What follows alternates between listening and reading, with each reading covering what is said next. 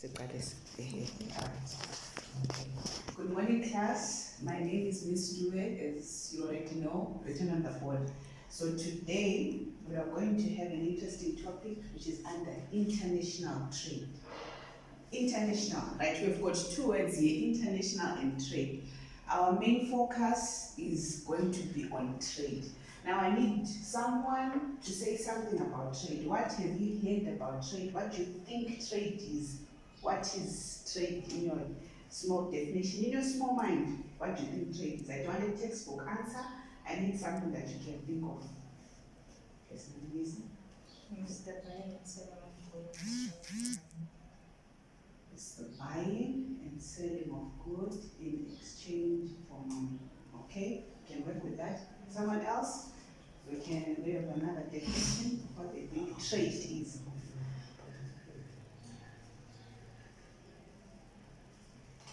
What do you think trade is? Right, long back, you used to have parents, let me say, in the communal areas. This is what they would do. If someone has a phone, let's say someone has a calculator, like this one, and someone has a phone. And then because Chomisi wants a phone and I have a calculator, we exchange. We used to call that trade. We used to call it barter trade. But today we want to advance that to come to countries. That's why we're talking about international, because we're now moving from the area of ordinary humans operating every day. We're going to be talking about in the context of countries. So we're talking about countries trading. Are we together? All right. Our first definition, we want to have what is trade. Let's take down this definition. Take down this definition. Right. It is the exchange of raw materials. It is the exchange, for those whose English is not okay, right? It is the exchange of raw materials and manufactured goods or services. It is the exchange of raw materials and manufactured goods or services. Raw materials and manufactured goods or services. So again, international trade, it is the exchange of raw materials and manufactured goods or services across national borders. Across national borders. It is the exchange of raw materials and manufactured goods and services across national borders. Right, let's look at our country, Swaziland. Let's say we're in Eswatini here, right? Which countries are near Eswatini?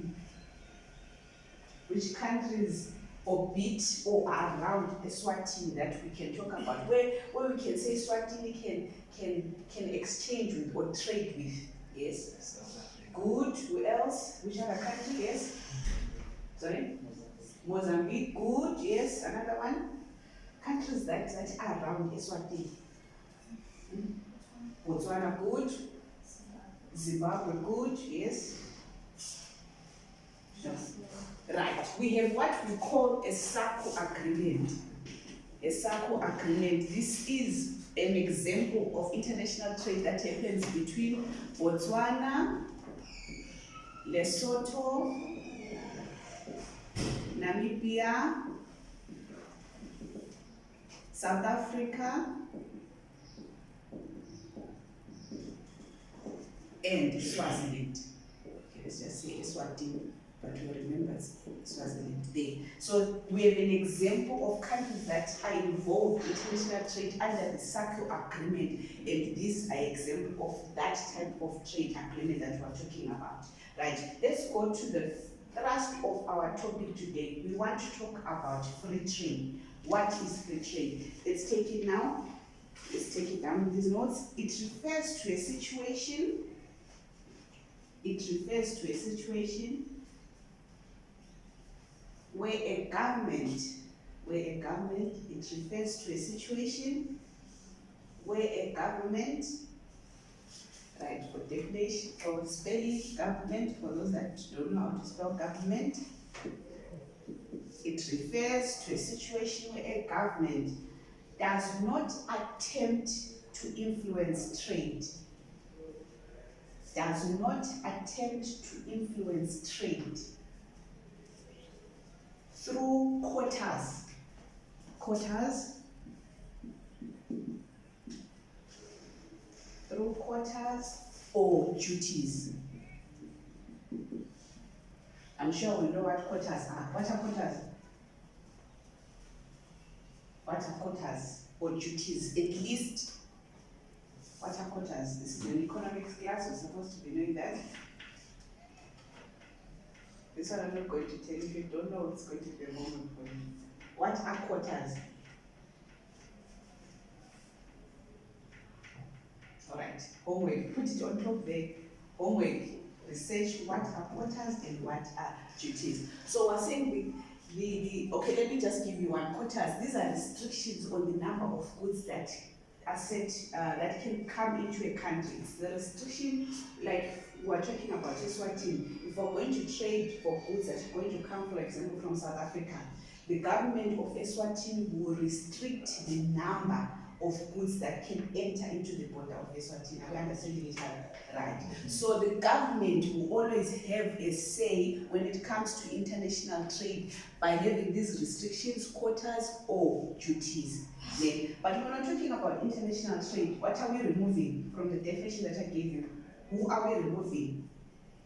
If we're saying free, this word called free, it removes who or what from the definition that I gave you. What are we removing? No quotas. No. Right, our definition says it refers to a situation where a government does not attempt to influence trade through quotas or duties. So we're saying we're trading. Are we together? Right. The question is, who are we removing from the trading? Government good. So we're saying free trade is the removal of the government. But we are doing the trading, but what we have done is that we have done what? We've removed the government. Are we together? Right, right. Now let's go under this one. We want to now explain why government should engage in international trade. Let's talk, why should governments be involved in international trade? Why should countries be involved in international trade? Why should Eswatini trade with Lesotho, or why should Eswatini trade with Zimbabwe, or why should Eswatini trade with Botswana? Why?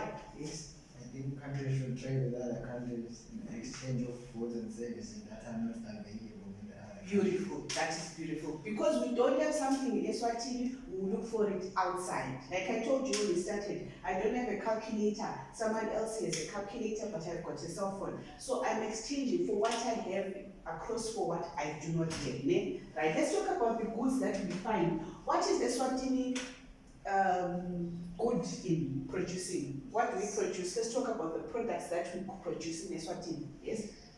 Sugar, good. Yes. What else? Maize, good. What else? What else do we have? Let's talk about minerals as well. What does Eswatini have? Coal. Sorry?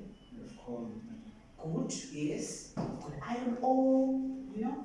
Those are the things that we have these are our resources that we have, that we can exchange with other countries. Are we together?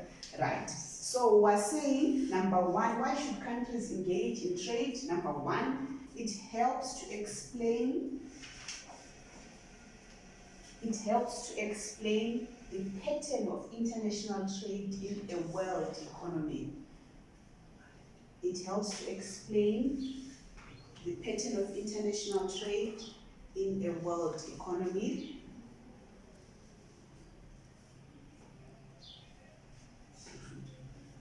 Number two, it helps countries formulate their economic policy. It helps countries formulate their economic policy. All right, let's run with the next topic, the next section of our topic. Right.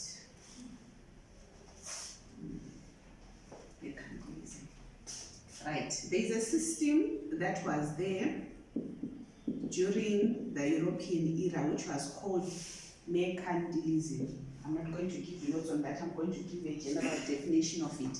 Right, what happened is in Europe during the years of 1600, countries decided they did not want to trade.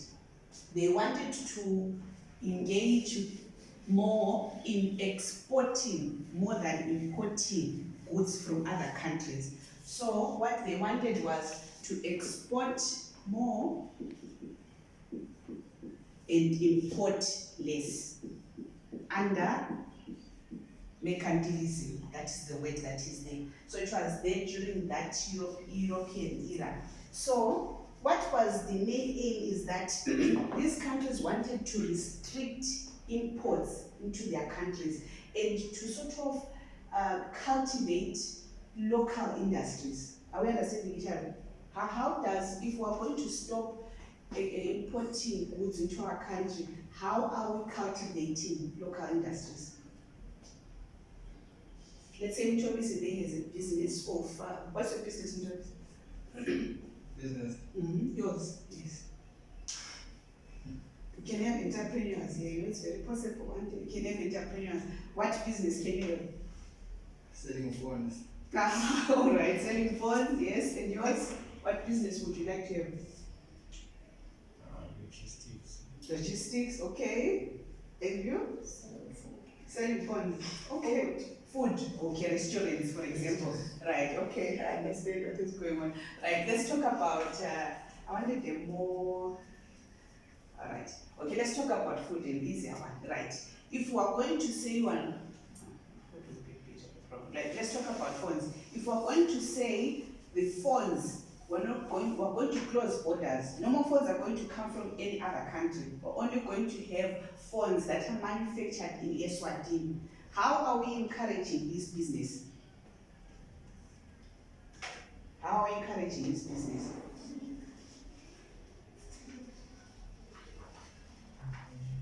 How are we encouraging this business? Yes, he's going to have more customers now, because all of us are now running to his phones. We don't have any other alternative source of phones for which we can look across. I understand it.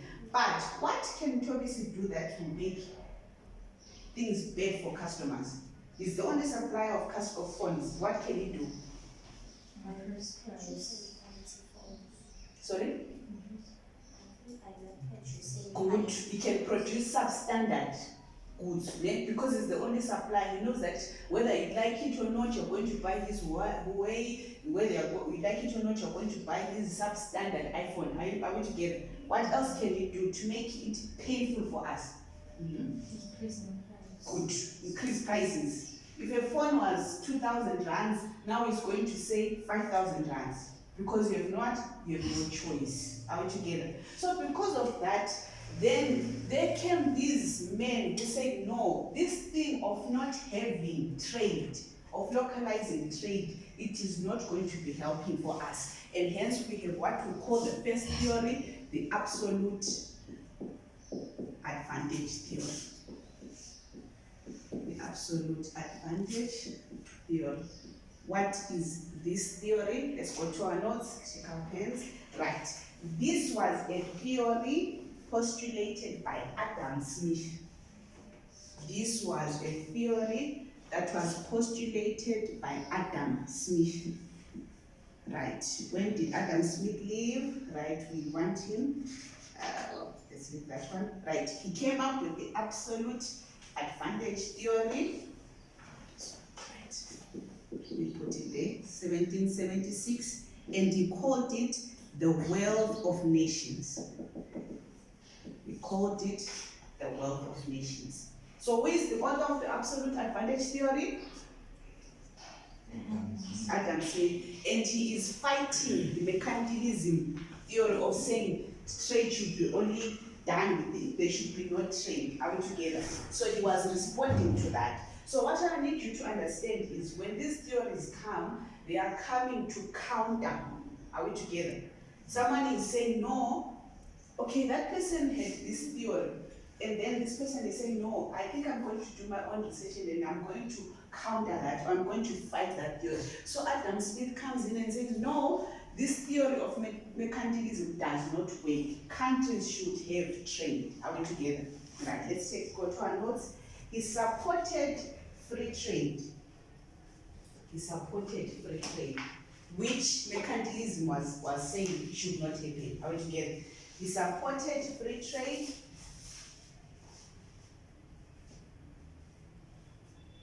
and stated that countries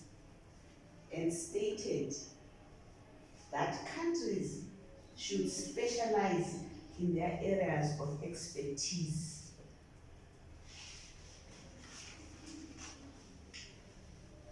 He supported free trade and stated that countries should specialize in their areas of expertise.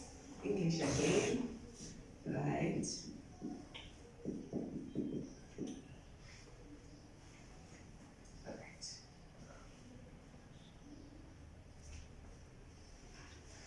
He supported free trade and stated that countries should specialize in their areas of expertise, hence making a way for all countries to be better off. Hence making a way for all countries to be better off. Hence making a way for all countries to be better off. A way for all countries to be better off. Right. Next point, he argued, those that don't know argued, I'll put it on the board for you again. He argued that a country should produce goods. He argued that a country should produce goods where it is most efficient. He argued that a country should produce goods where it is most efficient and trade for those goods where it is not efficient. And trade for those goods where it is not efficient. Next point, he argued on the need. Next point, on the need for a country to produce a good. He argued on the need for a country to produce a good using fewer resources than another country, hence lower opportunity cost. Right, I think we're economists here, or we're students of economics, we've heard this word called opportunity cost. What is opportunity cost? I think this is the first topic in economics that you meet. I think Mr. Dlamini has introduced this word to us. What do we mean by opportunity cost?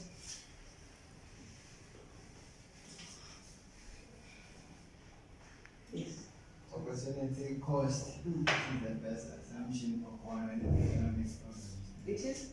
It is the best alternative for one when an economic decision is made. Right.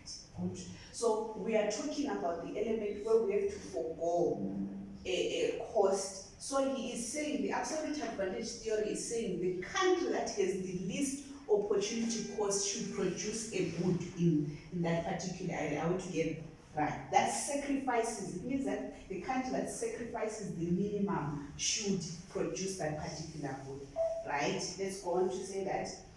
Therefore, next point, Adam Smith was stating that a country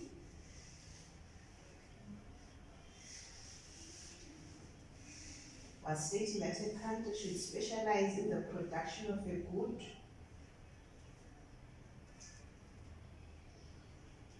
in which it has an absolute advantage compared to its competitors. Therefore, Adam Smith was stating that a country should specialize in the production of a good in which it has an absolute advantage compared to its competitors. Compared to its competitors.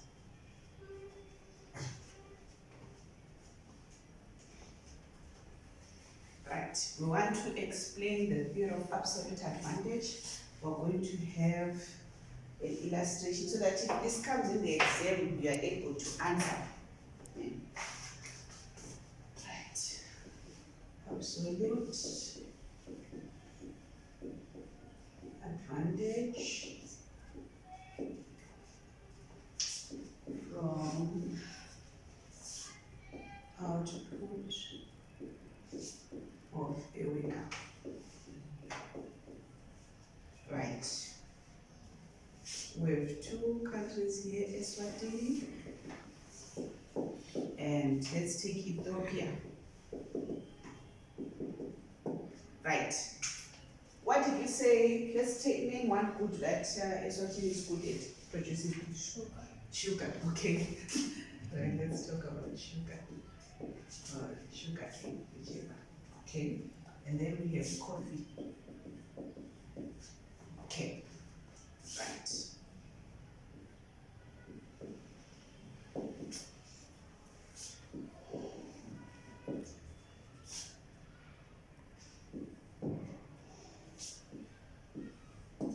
Okay. Now let's look at that diagram. I want us to explain what is happening. Right. We are having workers in Eswatini. Right. We are saying absolute advantage from the output of a worker. One worker in Eswatini is able to have how many kgs of sugarcane? Good. And then in Ethiopia, how many, each worker is able to produce how many kgs of sugarcane? Good. Are we together? Right. Let's go to coffee. In Eswatini, how many kgs of coffee is each worker able to produce? 1. And then in Ethiopia, how many? 8. So let's look at sugarcane. If we're going to say a worker in Eswatini is able to produce 5 kgs of sugarcane, and in Ethiopia, a worker is able to produce 2 kgs, which worker is producing more kgs of sugarcane? Is it in Eswatini or in Ethiopia? Right, are we together? So we're going to look at this one. This one is producing more. So this one has an absolute advantage. Are we together? Sugarcane has an absolute advantage in Eswatini compared to Ethiopia. Are we together? Right, let's go to coffee. In Eswatini, we said each worker is able to produce 1 kg, but in Ethiopia, each worker is able to produce 8 kgs. So which country, in which worker has more kgs being produced? Ethiopia. Are we together? Right. So Ethiopia has an absolute advantage in which product? Good. And Eswatini has an absolute advantage in which product? Sugar. Right. So if you get this in the exam, always remember the first trick is to read the topic, what the question is requiring. So if they tell you that absolute advantage from output of a worker, then it helps you to define this table. Are we together? So you first read this part, and then you'll be able to define the table. Right. Let's go to the last part so that we can explain. In this example, we're now explaining the table. In this example, Ethiopia has an absolute advantage. In this example, Ethiopia has an absolute advantage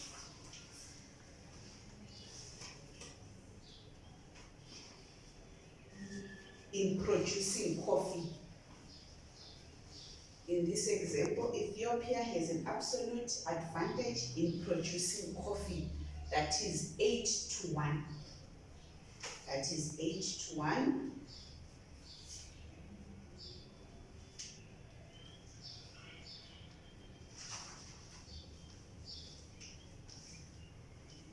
Next point, Eswatini has an absolute advantage in producing sugarcane.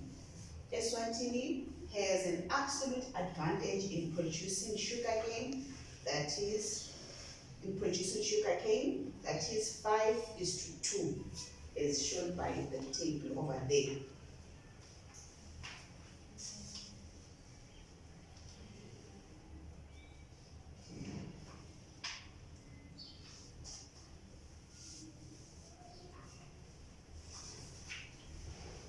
Right, are we all done there?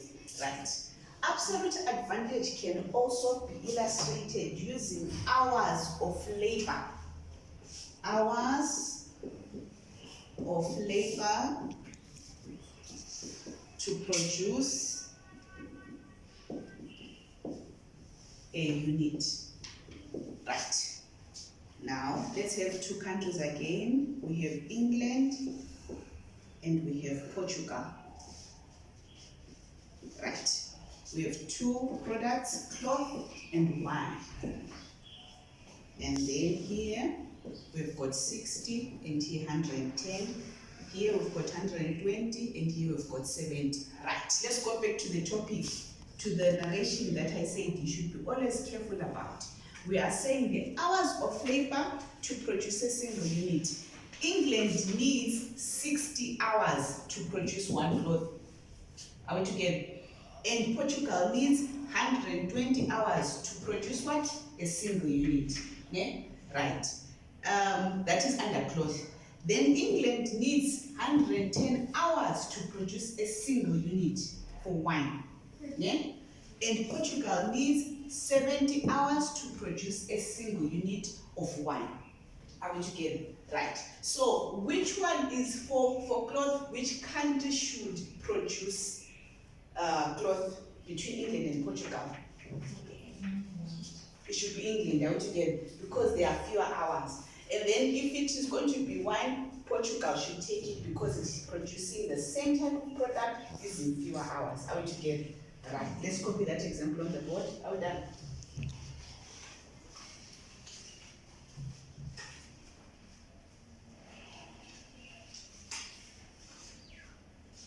Any questions? Are we understanding? Because we'll be alone in the exam, I won't be there. Okay. So if you want to ask, please ask now.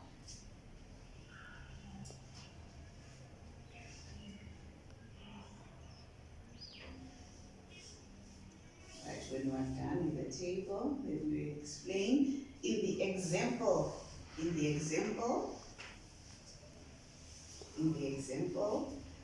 England has an absolute advantage in producing 1 unit of cloth. In the example, England has an absolute advantage in producing 1 unit of cloth, that is 60 hours, compared to 120 for Portugal. Compared to 120 for Portugal. In producing, in the example, England has an absolute advantage in producing 1 unit of cloth. 1 unit of cloth, 60 hours, in brackets, 1 unit of cloth, 60 hours, compared to 120 for Portugal. 120 for Portugal. Right, next point. Portugal has an absolute advantage in producing which good? Wine, good. Portugal has an absolute advantage in producing wine because it only requires 70 hours. It only requires 70 hours compared to how many for England? Compared to how many for England? How many hours? 120 hours. 110 hours. Compared to 110 hours in England.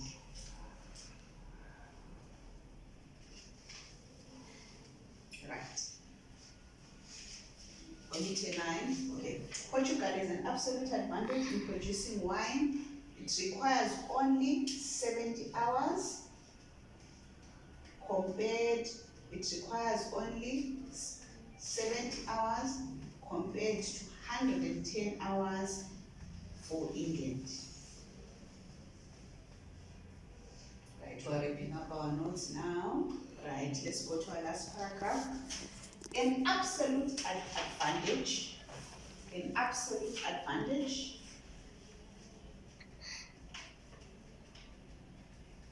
is established when, an absolute advantage is established when, then you put bullets, go to the next line, bullets like this. An absolute advantage is established when fewer materials are used to produce a product. Fewer materials are used to produce a product. Or number two, fewer materials are used to produce a product. Or number two, when cheaper materials are used to produce a product. When cheaper materials are used to produce a product,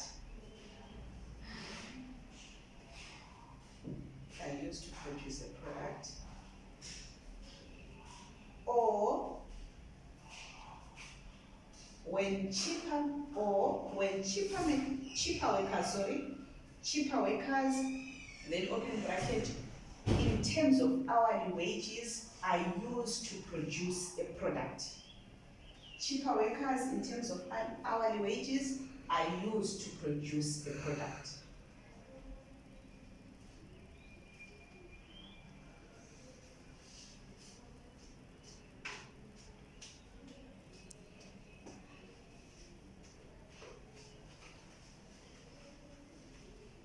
All right. Now, the absolute advantage. Are we all finished writing this? Okay. The absolute advantage had a problem. Okay. The problem is, what happens, for example, let's say Eswatini is able to produce maize meal, it is able to produce sugar, it is able to have its own gold, and it is able to have its own iron ore, and it doesn't need to trade with another country. Is it possible? That a country can have everything, you don't need to trade? No. All right. The other disadvantage of absolute trade was that, what if a country has nothing to trade on? Are we understanding? Like, Eswatini can have sugar cane, but it is not enough to sustain the people of Eswatini at the same time to export. Are we together? So because of that, those weaknesses, then we have what we call the comparative advantage that was postulated by David. Are we together? Right. So the next topic that we're going to talk about is the comparative advantage. You remember what I said about theories? They come to counter the first one. So that is what you're going to research on at home. Our lesson for today is done. So your topic is going to say comparative advantage. I want you to go and look on that. So you have two homeworks. You want to go and find out what quotas are and what duties are, as well as to read on the comparative advantage. Are we together? Right, comparative advantage. Because I know you forget it when you're home. Research on comparative advantage.